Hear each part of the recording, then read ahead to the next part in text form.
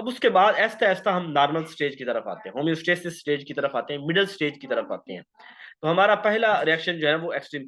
तो law of frequency position that human development tend to oscillate between extreme and, यानी यकदम हम extreme पे जाते हैं and eventually seek a balance or middle ground, यानी यकदम हमने शाम को देखा, किसी चीज को देखा, हम खौफ तारी हो गया, फिर ऐसा ऐसा हम जो बैलेंस स्टेट के अंदर आएंगे, तो एक्सट्रीम टू मिडिल की तरफ हम जाते हैं, ठीक है जी। Cool down, cool down, cool down, calm down, ठीक है जी।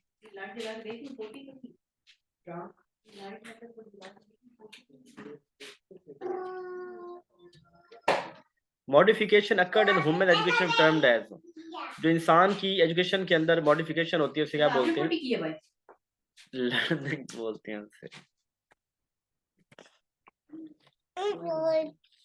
Sensory data is interpreted bye, sensory data जो है वो कैसे इंटरप्रेट होता है? यहाँ से देखिए सेंसरी वाला कौन सा है, रीजन, इंट्यूशन, ट्रेडिशन या एक्सपीरियंस? जी जबरदस्त, सेंसरी डाटा जो है वो एक्सपीरियंस के अंदर आता है। A curriculum that integrates various subjects around a central theme is called, बहुत से सब्जेक्ट्स को एक थीम के ऊपर लेके आना, आसान सा सवाल है जी। जी इंटीग्रेटेड, बहुत से सवाल को एक थीम के ऊपर लेके आना। Which of the following theory emphasize the role of social interaction in learning? कौन सी थ्योरी कहती है लर्निंग के अंदर मिलजुल के लर्निंग करनी चाहिए, सोशल इंटरेक्शन करना चाहिए? No no no no no no, ये ज्यादा सुटेबल कंस्ट्रक्शन है, ठीक है। कंस्ट्रक्टिविज्म है ना, मिलजुल के हम नॉलेज की क्रिएशन कर रहे होते हैं, और सोशल रोल इसका होता है ज्यादा। Which of the following is a formative assessment tool? कौन सा इसमें फॉर्मेटिव असेसमेंट टूल है? Final exam, quiz, standardised test, portfolio? Quiz है, ठीक। अब यहाँ पे आप पोर्टफोलियो भी कह देंगे, लेकिन ज्यादा चूंकि असल चीज क्विज है, पोर्टफोलियो तो फिर दोनों में आ जाते हैं ना, तो हमें सिर्फ फॉर्मेटिव की बात करनी है तो क्विज कहेंगे, ठीक है। असाइनमेंट क्विज हमेशा फॉर्मेटिव के अंदर आती है। The method of teaching that involve student working together in small groups, तो स्मॉल ग्रुप किस में होते हैं? यहाँ पे इंडिविजुअल तो अकेले होता है, कोऑपरेटिव में 3-4 लोग होते हैं, तो ये स्मॉल ग्रुप हुआ, ठीक है। The primary focus of behaviourism in education, behaviourism क्या करते हैं? बिहेवियरिज्म का क्या फोकस होता है जी? आसान सा सवाल है, बिहेवियरिज्म के अंदर क्या करते हैं?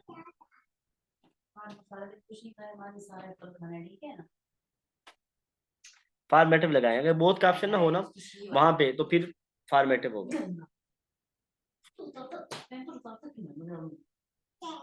ऑब्जर्वेशनल बिहेवियर, ठीक है। आज मेरे बेटे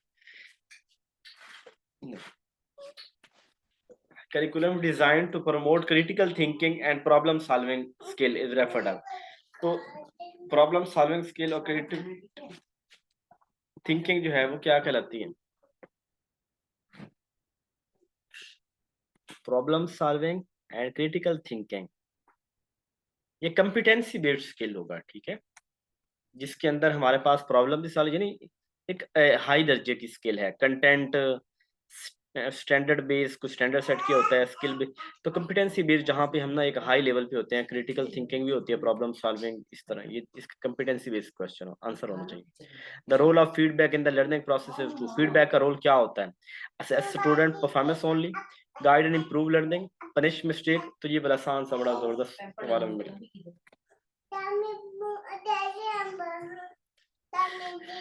वो ये कह रहे हैं कि बस बहुत हो गई पढ़ाई, बस 3 सवाल रह गए, 3 सवाल रह गए।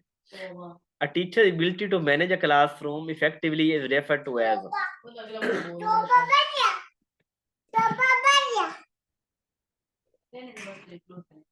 तीन सवाल रह गए। A teacher ability to manage a classroom effectively is referred to as, तो क्लासरूम को मैनेज करना क्लासरूम मैनेजमेंट बोलते हैं, ठीक है। बच्चों ने सोना है और वो सारे जो है ना वो मेरे बैठे हैं इंतजार।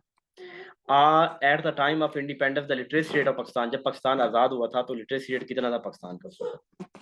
15% था, ठीक है।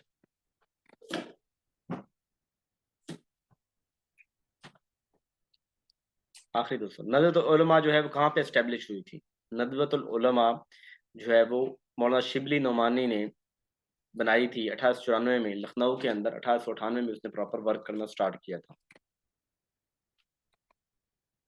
जामिया मिलिया इस्लामिया कहाँ पे एस्टेब्लिश हुई थी? ये सबसे पहले अलीगढ़ में एस्टेब्लिश हुई थी, और बाद में जो है वो जब गांधी ने उसे ज़मीन दी और सपोर्ट किया, तो फिर ये वाले जो है वो दिल्ली के अंदर शिफ्ट हो गए थे 1925 के अंदर। 1920 में वैसे बनी थी, अलीगढ़ इसका करेक्ट आंसर है। ठीक है जी, इतने ही सवाल थे, 50 आज के हो गए, करके कल को देखेंगे। ओके जी, अपना ख्याल रखिएगा।